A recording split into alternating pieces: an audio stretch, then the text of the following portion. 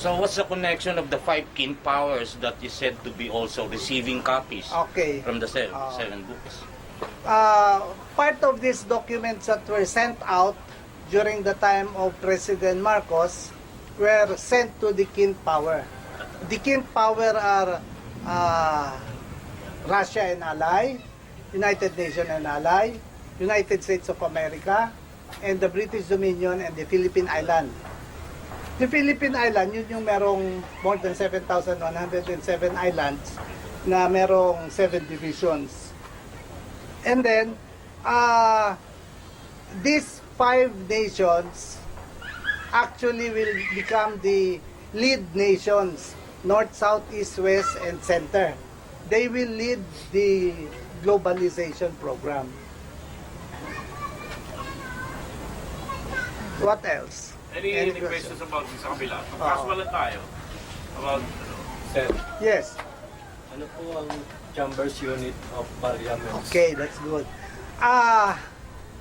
Unlike dun sa mga ibang claimants, no?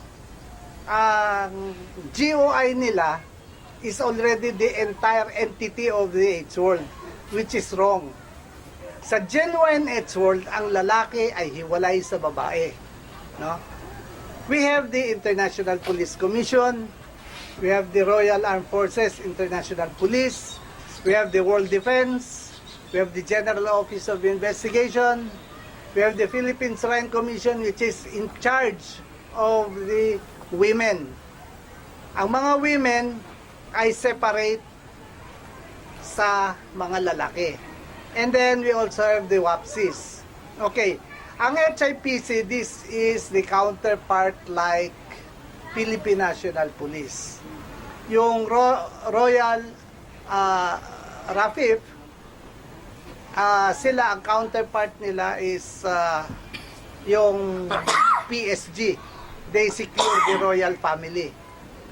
Yung World Defense, of course, meron tayong Armed Forces of the Philippines, no? So, yan yon, World Defense. Yung General Office of Investigation, that their nature of work is similar to yung JAGO or NBI. And we also have WAPSIS, which is yung sa mga judiciary, yung Department of Justice and Supreme Court. They are 7. Again, HIPC, RAFIP, World Defense, General Office of Investigation, Philippine Shrine Commission, and WAPSIS. 6 chambers. Correction, not 7.